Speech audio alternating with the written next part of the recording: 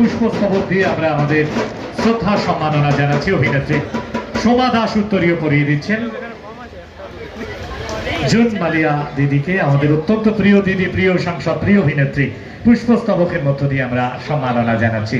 এবং বাঙালির ইলিশ মাছ যেমন একটা ঐতিহ্য, তেমনই একটা ঐতিহ্য, তেমনই একটা ভালোবাসার নাম মিষ্টি। সেই মিষ্টির উপহার আমরা তুলে দিচ্ছি দিদির হাতে। দিদি, মিষ্টি।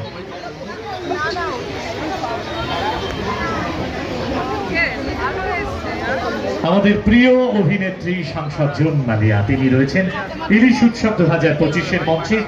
21তম বর্ষে বিধায়ক ও পৌর প্রতিনিধি পরেশ পাল মহাশয় তার উদ্যোগে ইলিশ উৎসব। আমরা অবশ্যই আমাদের সেই প্রিয়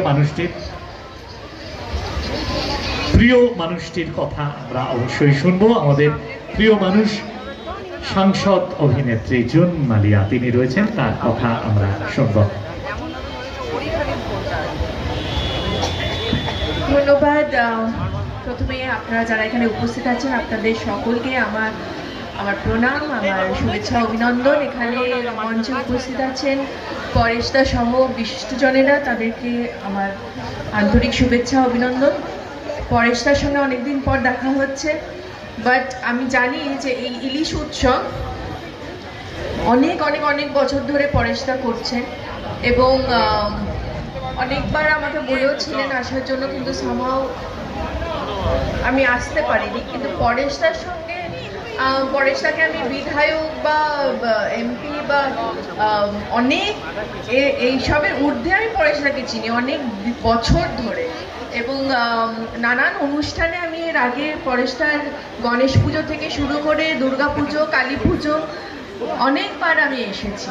তখন আমি অভিনেত্রী ছিলাম, তখনও আমার মানে পলিটিক্সের আমি কিছুই বুঝতাম না, জানতাম না, ধারে পাশেই ছিলাম না। কিন্তু পরেশদাকে আমরা খুব শ্রদ্ধা করি। পরেশদা আমাদের সামাজিক কাজে সবসময় যুক্ত থাকেন এবং সামাজিক কাজে উনি এতটাই যুক্ত আছেন, আগামী দিনেও আমরা জানি যে পরেশদা এইভাবেই মানুষের পাশে থাকবে। এবং আপনারাও জানেন যারা এখানে থাকেন যে পরেশদা সত্যি আপনাদের এবং আমাদের সকলেরই অভিভাবক। ইলিশ নিয়ে বিশেষ কিছু আর কি বলবো, ইলিশ তো আমাদের বাংলার গর্ব। আমি যেখানেই যাই না কেন ভিন্ন রাজ্যে, সেখানে কেউ না কেউ এসে বলে যে আপনাদের তো রাজ্যের ইলিশ মাছ হচ্ছে একদম মাছেদের